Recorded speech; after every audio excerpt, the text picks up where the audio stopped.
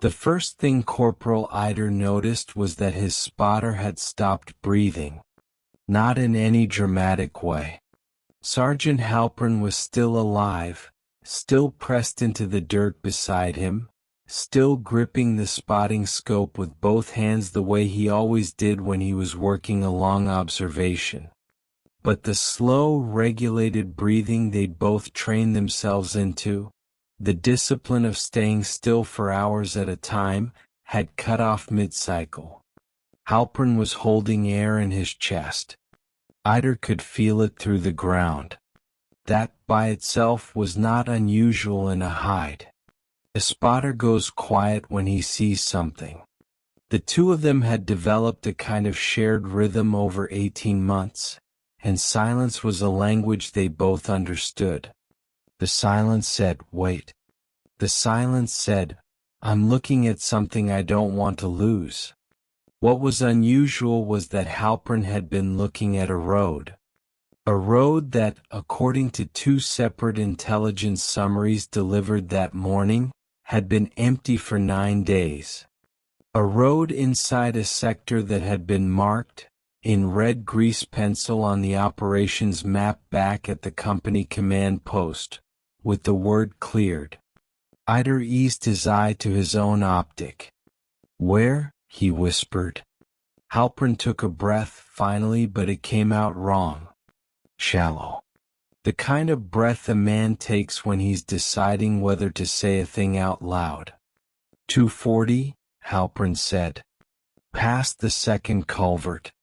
On the shoulder." Eider walked his scope down the road, slow the way he'd been taught, scanning in overlapping bands so he wouldn't skip anything. Second culvert. Shoulder. Nothing on the shoulder. Nothing on the road. Nothing in the ditch. He widened out, came back in, walked it again.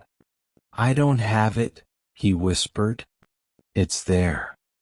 "I don't have it, Hal." Halpern didn't answer.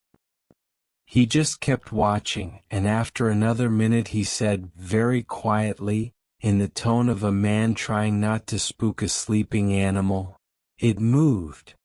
The thing about scout sniper accounts is that they tend to be more useful than most. I've spent a long time collecting military stories of the sort that don't make it cleanly into official reports. The kind people tell once, late, to someone they trust and then never bring up again. Most of them, when you really listen, fall apart somewhere. Not because the witness is lying. Because human perception under fatigue, under stress, in the dark, at distance, is unreliable in ways most of us would rather not admit. A nervous private staring into the treeline at 3 in the morning is going to see things that aren't there. That's not a moral failing. It's just biology. Sniper teams are a partial exception. Not a total one. They're still human. But the training is built specifically around the problem of seeing accurately for long periods of time in conditions that would degrade anyone else's perception, and the entire two-man structure of the team exists to cross-check observation. The shooter sees something, the spotter confirms. The spotter sees something, the shooter confirms. They write it down. They log time, range, weather, light. They are, by design, the most disciplined observers a ground unit has. So when a sniper team tells you they saw something and the second member of the team backs up the first, and the logbook agrees with both of them, you don't dismiss it. You don't necessarily believe it either. But you don't dismiss it. The account I'm going to walk through tonight came to me through a chain of 3 people, the last of whom was the corporal in that cold open. I'm going to call him Eider because that isn't his name. His spotter, Halpern, isn't named Halpern either. The country they were operating in and the year I'm going to keep deliberately vague, partly because the people involved asked me to, and partly because the details that matter aren't geographic. They're procedural. They're about what two trained men saw in a place where, by every metric the United States Marine Corps had available, nothing should have been moving at all. The phrase the unit used for that sector internally was dead zone. It's not a doctrinal term. It was just shorthand. A dead zone, in the way they used it, was an area that had been swept, cleared, declared free of hostile activity, and, critically, confirmed by overhead surveillance to have no detectable movement for a defined window of time. In their case, 9 days. For 9 days nothing had walked that road. Nothing had crossed those fields. No vehicles, no foot traffic, no livestock. The drone footage was clean. The patrol reports were clean. The local human intelligence was clean. And then Halpern, lying in a hide 240 meters off the road, said the word moved.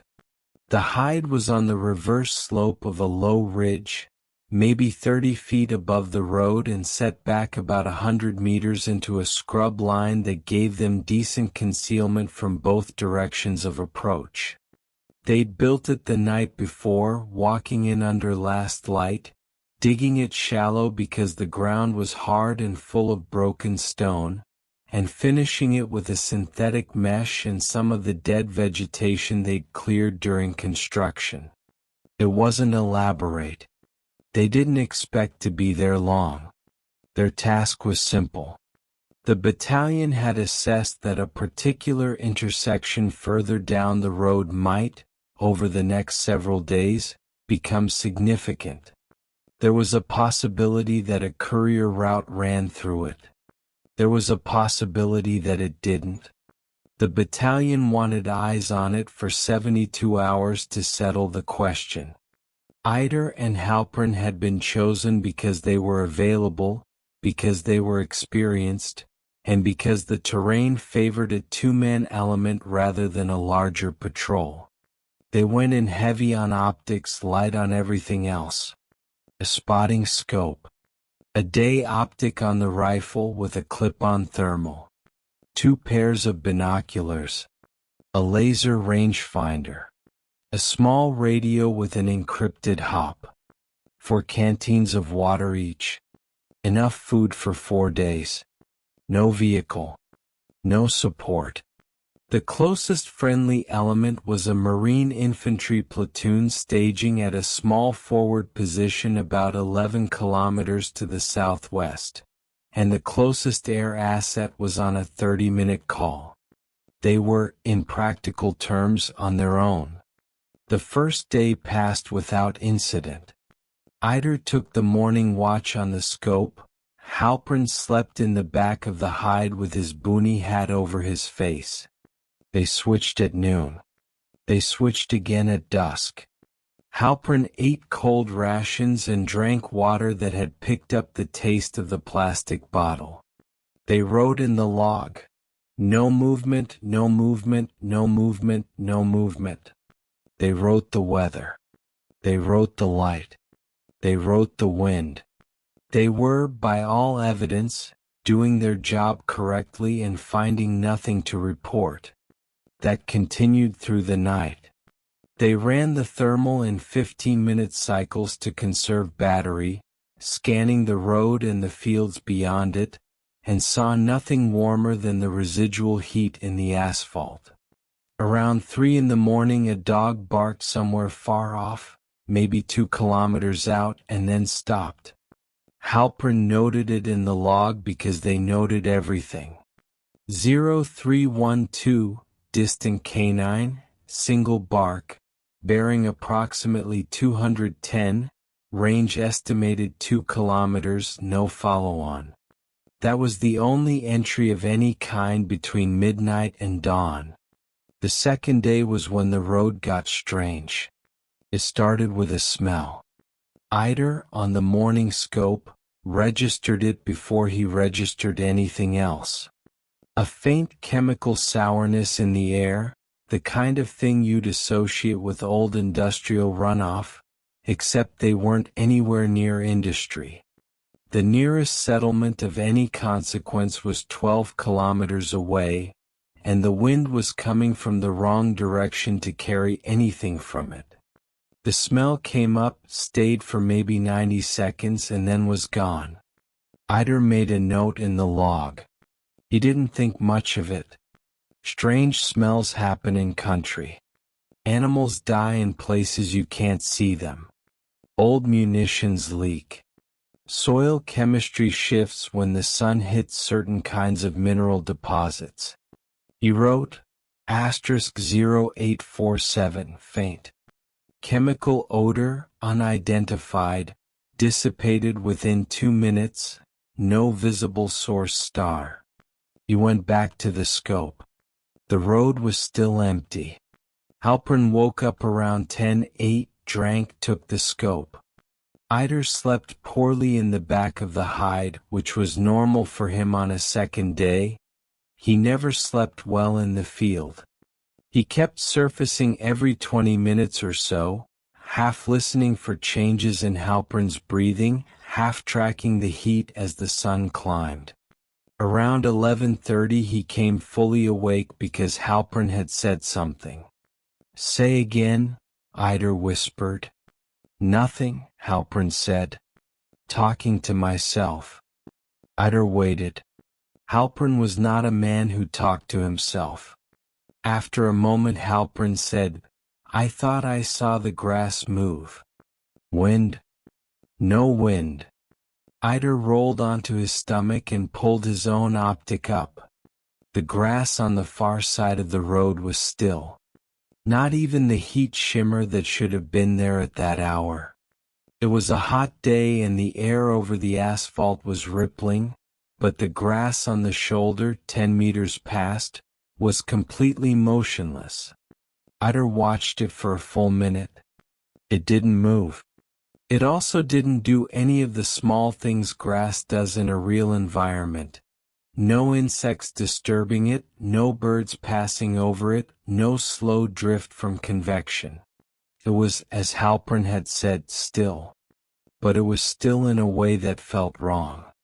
Halpern wrote in the log, 11:34, observed apparent motion in vegetation across road, unable to reconfirm, no wind, no identified cause. They went back to watching. Nothing happened for the next 4 hours. The radio failed at 1600. Not catastrophically. They ran a comms check every 2 hours, on the hour and the half hour depending on which of them had the watch, and the 1600 check went out clean from their end. The receiving station at the forward position did not respond. They tried again at 1605, then 1610, then 1615. Nothing. They switched to the alternate frequency. Nothing. They switched to the secondary radio, which was a smaller backup unit they carried for exactly this kind of situation. The secondary radio worked fine. The forward position came back on the first call and asked in mildly annoyed tone why they'd missed their check. Eider explained that the primary had gone down. The forward position acknowledged. They were told to continue the mission and to attempt to troubleshoot the primary when they had time. Halpern pulled the primary radio out and looked at it. The battery was at 63%. The antenna was seated. The frequency was correct. The encryption module was warm and active. There was no reason for it not to be working. He cycled it off and on. He swapped the battery for the spare. He reseated the antenna. He keyed it. It transmitted to the secondary radio sitting 2 feet away with no problem at all. He keyed it again on the primary frequency and waited.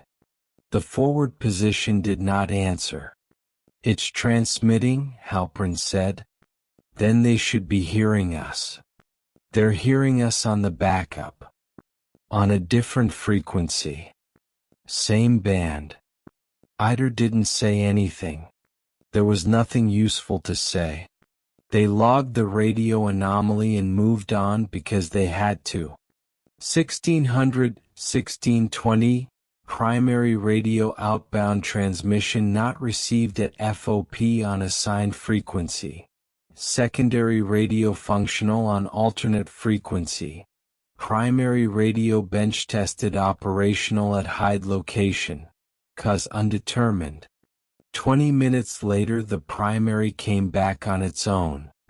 Halpern keyed it without changing anything, and the forward position answered immediately and asked if they were all right. Halpern said they were fine. The forward position said, "Acknowledge you've been intermittent for the last half hour." Halpern said again that they were fine. He set the radio down very carefully, the way a man sets down something he has decided he no longer entirely trusts. That was when Eider noticed that the road had gotten quieter. It's hard to explain what he meant by that. The road had been quiet the whole time. There hadn't been any traffic, any voices, any engines. But there had been ambient sound, the small background hum of an inhabited landscape, even an empty one. Insects. Wind moving through the scrub behind them. The occasional crack of stone cooling as the afternoon shifted toward evening. Birds sometimes, though not often.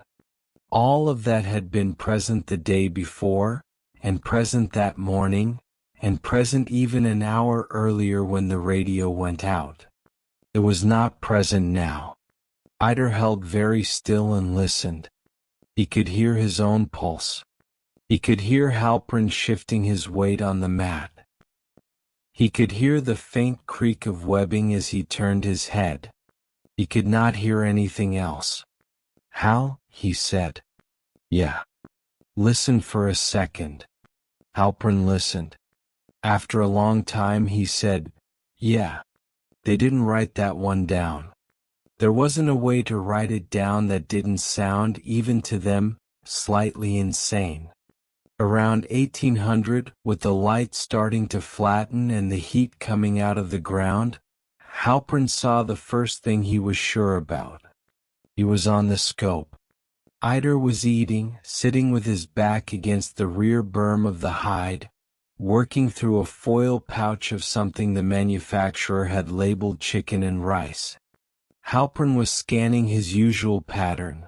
Road, far shoulder, field, tree back to road, and he stopped on the road about 300 meters down, at a point where the asphalt dipped slightly into a low spot before climbing back up to the intersection they were supposed to be watching.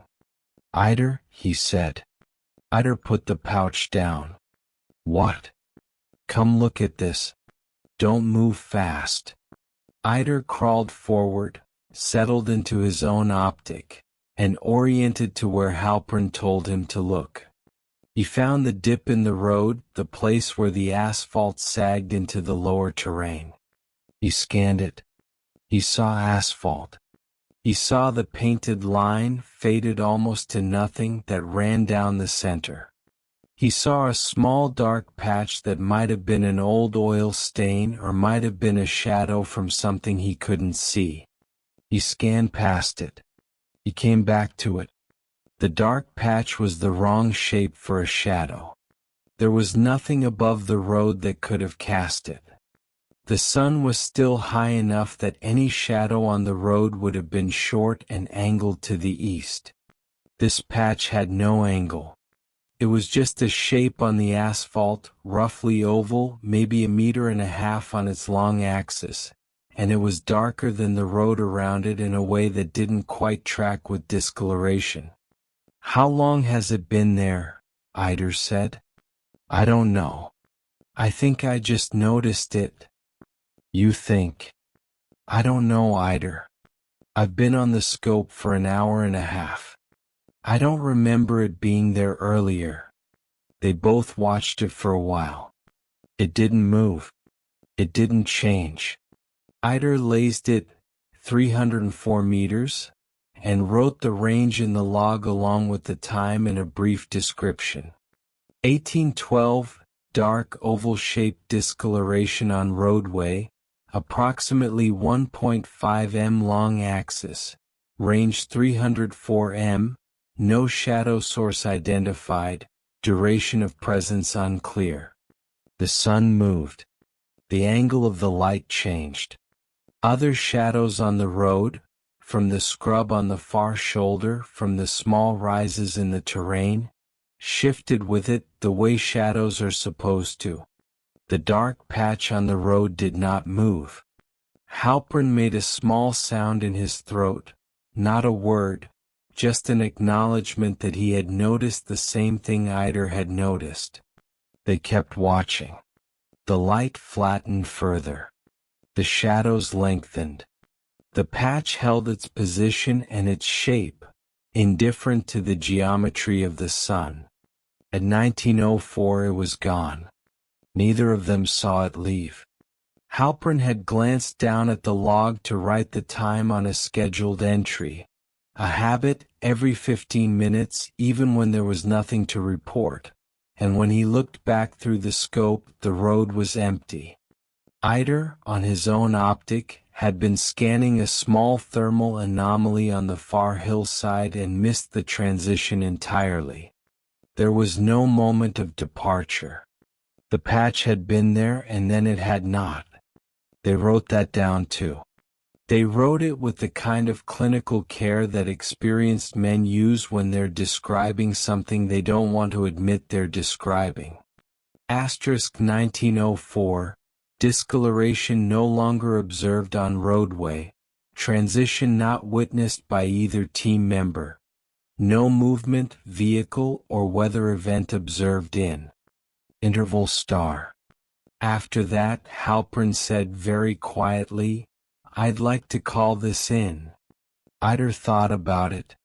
He thought about what he would actually say on the radio. He thought about how the forward position would respond. He thought about the report that would eventually be written, and the officer who would eventually read it, and the questions that would eventually be asked. He said, "Call it in as an unidentified observation. Don't elaborate." Halpern called it in. The forward position acknowledged with the verbal equivalent of a raised eyebrow and told them to continue monitoring. Halpern acknowledged back. The radio worked fine. Night came down hard, the way it does in country with no ambient light. Halpern took the first night watch. Eider tried to sleep and couldn't, so after a while he gave up and just lay on his back with his eyes open, listening to Halpern breathe and to the absence of everything else. The ambient sound had not come back. He thought about that for a long time. He'd been on a lot of hides. He'd been in a lot of quiet places. He had never been in a place this quiet for this long. Even at 3 in the morning in the deepest part of the field, there were always small sounds, settling, cooling insects, occasional distant noise from miles away that the wind would carry in fragments. There was none of that. There was him and Halpern and the hide, and beyond the hide there was a kind of absence that he was beginning to understand as its own presence. He sat up after a while and pulled out a pair of binoculars and looked at the sky. The stars were there. The sky was normal. He found the constellations he expected to find, in the positions he expected to find them. The moon was where it should be. He lowered the binoculars and looked at Halpern's back. Halpern was on the scope, completely still, the way he always was. Eider watched him for a minute and then he said very quietly, "Hal, you okay?" Halpern said, "Yeah." He said it without turning his head. He said it in a voice that did not sound entirely like his voice. Eider felt something in his chest go cold and stay cold. He kept his face neutral. He said, "What are you seeing?" Halpern said, "Nothing." "Anything on the road?" "No." "Anything in the field?" "No." Hal. Look at me. Halpern did not look at him. Eider waited. He waited for what felt like a long time but was probably no more than 30 seconds. Then Halpern turned his head, slowly, and looked at him, and Halpern's face was Halpern's face. He looked tired. He looked the way he always looked at the end of a long watch. He said in his normal voice, "What?" "Nothing," Eider said. "Just checking." Halpern looked at him for another moment, and then he turned back to the scope. He said without any change in tone, "I keep losing time." "What do you mean?" "I look at the watch and it's 2200. I look again and it's 22:35. I don't remember the interval. I don't think I was asleep." Eider thought about this carefully. Then he said, "When did this start?" "I noticed it about an hour ago. I don't know when it started." "You're done." "I've got the scope." "Eider, I'm fine." "You're done." "Switch." They switched. Halpern did not argue. He crawled to the rear of the hide and lay down on his back, and within about 3 minutes his breathing slowed and steadied in the way that meant he was asleep. Eider settled in behind the scope and began to work the same pattern Halpern had been working. Road, far shoulder, field, treeline, back to road, and tried to think about the situation without letting his thinking get loud enough to be its own distraction. 2.5 hours into his watch, he heard a voice. It was not a voice on the radio. The radio was off. It was not Halpern's voice. Halpern was asleep behind him. He could hear Halpern breathing. It was not his own voice. He had not spoken. It was a voice speaking quietly, perhaps 2 meters behind the hide, in a language he did not recognize. It said 3 or 4 words and then stopped. Eider did not move. He did not turn his head. He kept his eye to the scope. He let his right hand slide very slowly down to the pistol on his hip, and he undid the retention on the holster without making any sound. He waited. Nothing happened. After 10 minutes he risked a slow turn of his head. There was nothing behind the hide. There was the back wall of the hide, the synthetic mesh, the dead scrub. There was Halpern, asleep, breathing evenly. There was the rest of the slope dropping away into the dark. Eider turned back to the scope. His heart was beating in a way he could feel in his throat. He did not write the voice down in the log. He thought about it for a long time and decided that if he wrote it down he would have to defend it, and he was not prepared to defend it because he was not entirely sure he had heard it. But he knew he had heard it. He thought, then, that this was the moment Halpern had been describing earlier. Not the time loss. The other thing, the thing Halpern had been trying not to say. The feeling that something was paying attention to you that should not have been able to. Dawn came up gray and slow, and by the time the light was strong enough to put the scope down, Eider had decided 2 things. The first was that he was going to recommend they abort the mission. The second was that he was not going to mention the voice. Not to Halpern, not on the radio, not in any report that would eventually be written. He had not seen the source of the voice, he could not verify the voice, and he understood, the way professional observers always understand, that an unverified perception in the middle of the night by a single man at the end of a watch is the kind of thing that ends careers and starts no investigations. Halpern woke up around 6. He looked at Eider for a long moment before he said anything. Then he said, "You look like Hal." "I'm fine." "What happened?" "Nothing." "Long watch." Halpern did not press it.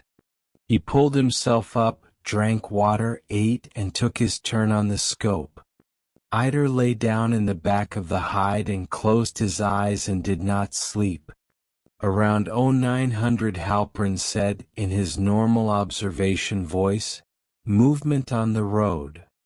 Eider was up and on his own optic before Halpern finished the sentence. There was a figure on the road. It was at the far edge of their observation arc, near the intersection they were supposed to be watching. It was walking. It was walking in the direction of their hide. It was, at that range, Halpern lased it at 612 meters, too small to make out in detail, but it was clearly a human shape, upright, bipedal, moving at the pace of a person who was neither hurrying nor strolling. A normal walking pace. The pace of someone going somewhere they had been many times before. Eider keyed the radio. He reported the contact in the standard format: time, location, range, bearing, description, behavior. The forward position acknowledged and asked for confirmation that the contact was in the cleared sector. Eider confirmed. There was a pause on the other end of the radio that was longer than it should have been. Then the forward position came back and asked Eider to maintain observation and to report any change in behavior. The figure continued walking. At 500 meters Halpern said, "I can't see his feet." Eider rechecked his own optic. He could see the figure's legs. He could see the trousers, which were dark, and what might have been a jacket of some kind over a lighter-colored shirt. He could see the arms, which were swinging at a normal pace. He could see the head, which was held at a normal angle. He could not see the feet.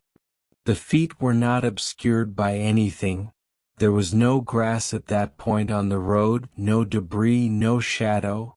They were simply not visible.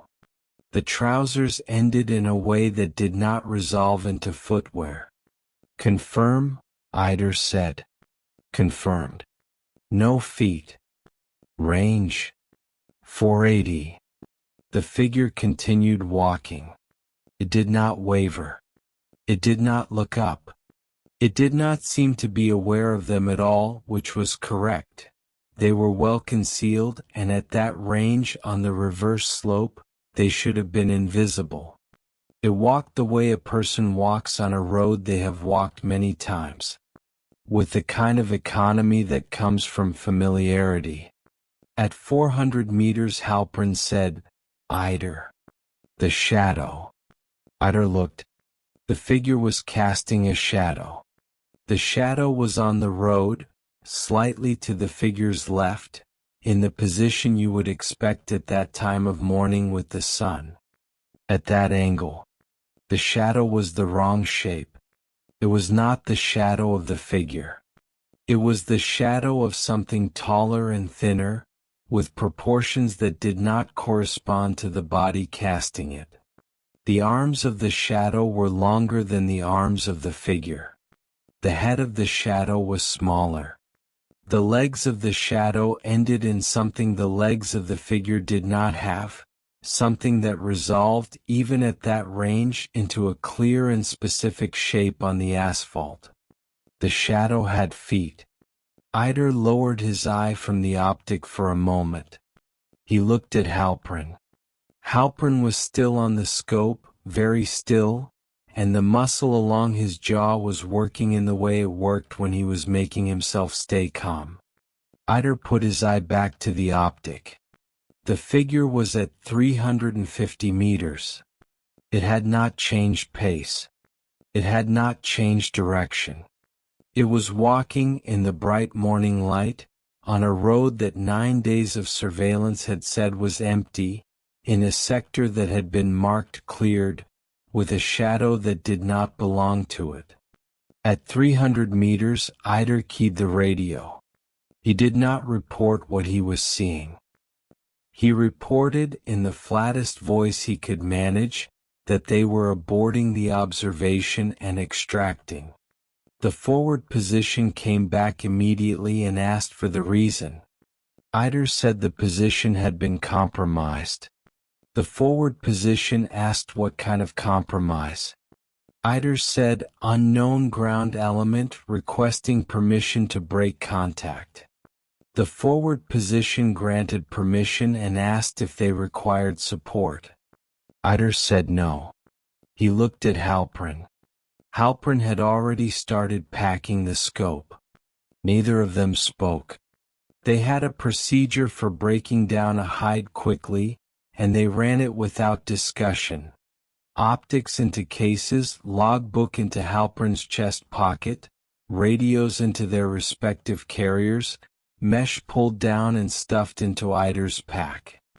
3 minutes from Eider's call. The last thing Eider did before they left was look one more time with the naked eye, down toward the road. The figure was not on the road anymore. He scanned the visible length of the road, end to end, and saw nothing. No figure walking, no figure standing, no figure off to either side. He scanned the field beyond the road and saw nothing. He scanned the treeline past the field. Nothing. The road was empty. It had been empty for 9 days, and as far as the forward position was concerned, as far as the drone footage was concerned, as far as the cleared map was concerned, it had never been anything else. They walked out fast. Faster than they should have. Eider knew, even at the time, that they were moving in a way that would have gotten them killed if there had been anyone in the country who wanted to kill them, but he also understood that the part of his brain that was supposed to be managing tactical movement had been overridden by a different part of his brain, an older part, that was concerned with putting distance between himself and the thing on the road. Halpern did not speak for the first hour. Eider did not either. They walked. Around the second hour, with the hide 6 or 7 kilometers behind them, Halpern stopped, drank water, and said, "I don't want to talk about it yet." Eider said, "Okay. I will. But not yet." "Okay." They kept walking. They got to the forward position at about 1500, hot, exhausted, dehydrated, and with the slightly haunted look that men get when they've been pushed past something they don't have a name for. The platoon sergeant at the forward position took one look at them and asked no questions. He pointed them at water and shade. They sat against a wall in the shade and drank water and did not talk for another hour. The debrief happened that evening, after they'd slept for a few hours and eaten real food and been allowed to wash. It was conducted by a captain Eider knew slightly, a man named Garrick, who had been a sniper himself before he'd been picked up for a commission. Garrick was good at debriefs. He did not push. He let people tell the story in the order they wanted to tell it. Eider told the story. He told it carefully. He told it in chronological order, beginning with the insertion and ending with the extraction. He included the smell. The grass that did not move, the radio anomaly, the dark patch on the road, the absence of ambient sound, the figure with the wrong shadow. He did not include the voice he had heard behind the hide. He still has not, as far as I am aware, told anyone about the voice. He told me about it because of the context in which I asked him about the rest, and because, by the time I asked him, enough years had passed that he had decided it did not matter anymore who knew. Halpern told the story afterward, separately, the way debriefs are conducted when the testimony needs to be cross-checked. According to Captain Garrick, the two accounts matched on every observable detail except one. Halpern reported a small auditory event that Eider had not reported. A voice in a language Halpern did not recognize, heard from somewhere behind the hide during the previous night, while Eider had been on the scope. Halpern had assumed it was a sound from the surrounding landscape. He had not realized at the time that the surrounding landscape had no other sounds in it. When Eider was told later that Halpern had also heard the voice, he sat for a long time without saying anything. Then he asked Captain Garrick to put the auditory observation in the report. Garrick said he would. I do not know whether Garrick did. There is a particular kind of report that intelligence officers tend to receive, in low-density areas, from teams operating in terrain that has been previously contested. The reports do not always agree with one another in their specifics, but they share a structural signature. A patrol or a small element or a single observer reports a presence in an area that should not contain one. The presence behaves like a person or partly like a person, until a single detail breaks the resemblance. The detail is usually small. A wrong shadow. A wrong gait. A face that does not resolve. A voice without a source. The reports are filed. The reports are usually not pursued. There are reasons not to pursue them. The first is that the men who file them are, almost without exception, otherwise reliable, and pursuing the reports too aggressively tends to damage the men more than it tends to clarify the events. The second is that the reports almost never produce anything you can act on. There is no enemy to engage, no position to neutralize, no pattern to interdict. There is only the report and the man who filed it, and a sector of map that, for reasons no one can quite articulate, no one ever quite wants to send another team back to. The sector Eider and Halpern were observing was not, as far as I know, formally restricted after their report. I do know that the courier route the battalion had been trying to confirm was never confirmed, and the question of whether the intersection mattered was eventually answered by other means in other ways without anyone going back to that hide. I do know that the road, in the years that followed, was used by other elements for other purposes, and that none of those elements reported anything unusual. I also know that there is a regional folk tradition, in that part of the world, concerning what local elders call the walking that is not walking. The phrase in the original language is more specific than its translation suggests.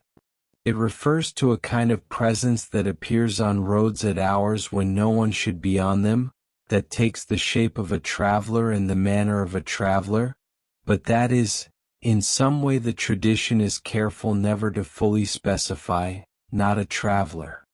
The tradition advises against acknowledging such a presence directly. It advises against speaking to it. It advises in particular against following it even with the eyes for too long. I do not know whether Eider or Halpern ever heard of this tradition. Neither of them mentioned it to me. I came across it later in a different context while I was trying to make sense of their account, and I include it here not because I think it explains anything but because it is the only frame I have ever found that approaches the shape of what they described. The thing I keep coming back to when I think about their account is not the figure. It is the shadow. The figure could be a hallucination, a stress response, a shared misperception, a trick of distance and light. Two trained observers can, under sufficient duress, see the same thing wrongly. I accept that. The shadow is harder. The shadow was not a thing they were looking for. The shadow was a detail that emerged inside their observation, that contradicted the figure they were already watching, and that both of them noticed independently before either of them spoke. The shadow was the kind of detail that, in normal circumstances, would have been used to discredit the observation. The figure cast a wrong shadow, therefore the figure was not real, therefore the observation was a misperception. Except that the shadow was the only part of the observation that fully obeyed the physics of the morning. The shadow fell at the correct angle. The shadow tracked the figure's motion at the correct rate. The shadow had feet that landed on the road in the positions that feet would land in. The shadow was in every measurable respect a real shadow. It was just attached to the wrong thing. Halpern left the Marine Corps about 14 months after the incident, at the end of his contract. He did not re-enlist. He had been, before the deployment, the kind of Marine who talked openly about staying in for 20 years. After the deployment, he stopped talking about the future in those terms. He took a job, eventually doing something quiet and indoor in a part of the country with very few roads. Eider lost touch with him for about 3 years and then reconnected briefly through a mutual friend. They spoke once on the phone. Halpern did not bring up the hide. Eider did not bring up the hide.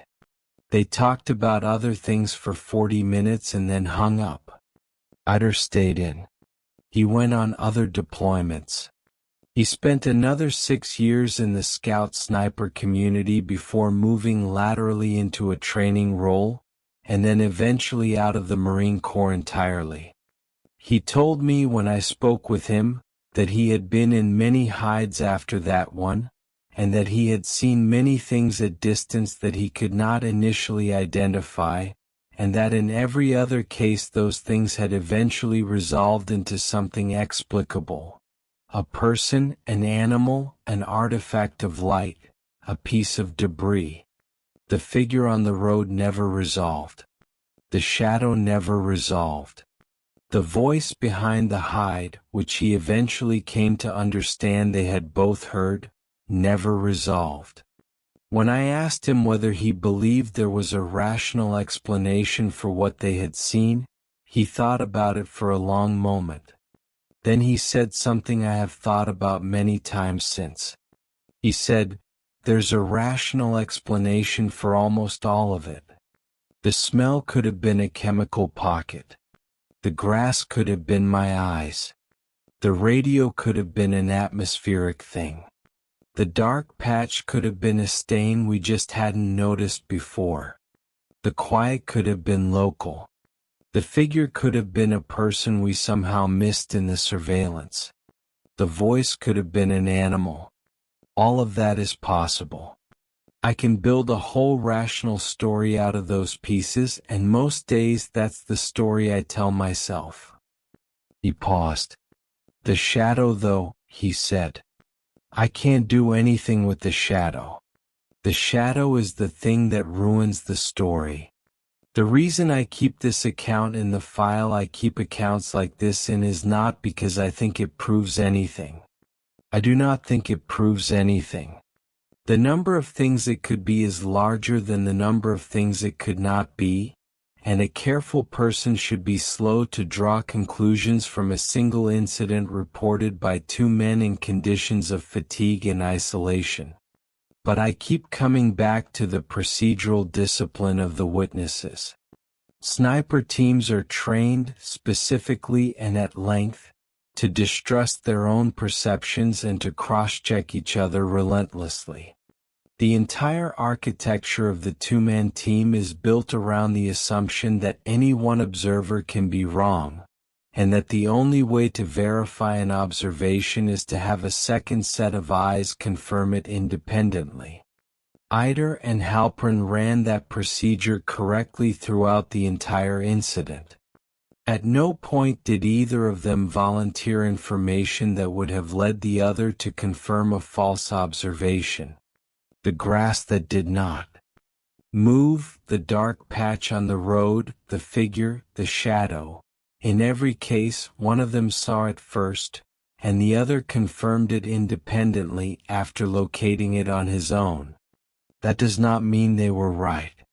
It means they were doing the thing they had been trained to do, in the way they had been trained to do it, and the thing they had been trained to do produced an observation that neither of them could explain and that the institution that had trained them did not, apparently, choose to investigate further.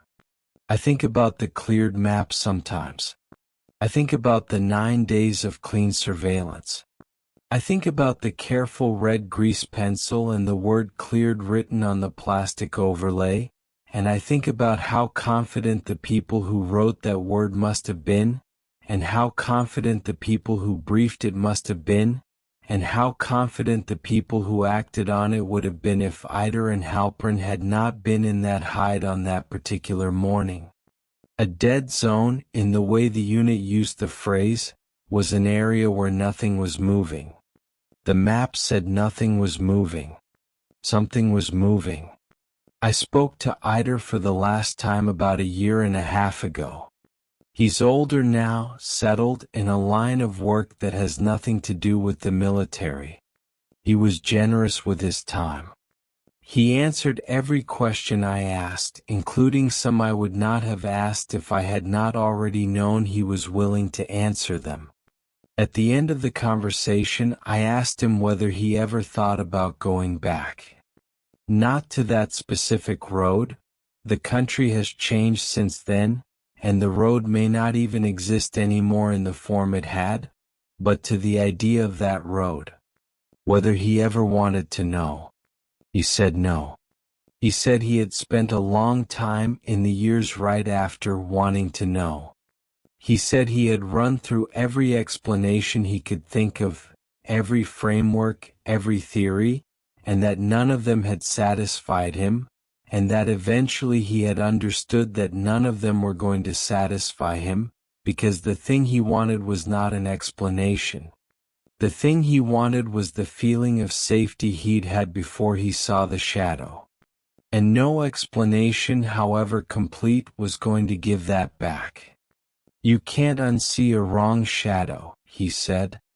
Once you know a shadow can be wrong, every shadow is a question. He said it without drama. He said it the way a man says something he has lived with for a long time and made peace with as much as he is going to. Then he said goodbye and we hung up, and that was the last time I spoke to him. I think about that line more than I would like to admit. Every shadow is a question. I do not know whether he meant it as a metaphor or as a literal description of the way he now moves through the world. I suspect both. I suspect that, for a certain kind of trained observer, once you have seen the geometry of light fail in a single instance, you can never again look at a sunlit road without doing the small involuntary check. The check that asks whether the shadows match the things that are casting them. In Eider's case, on a particular morning, in a particular sector, in a country I am not going to name, the shadows did not match. And the road that the map said was empty had something on it after all.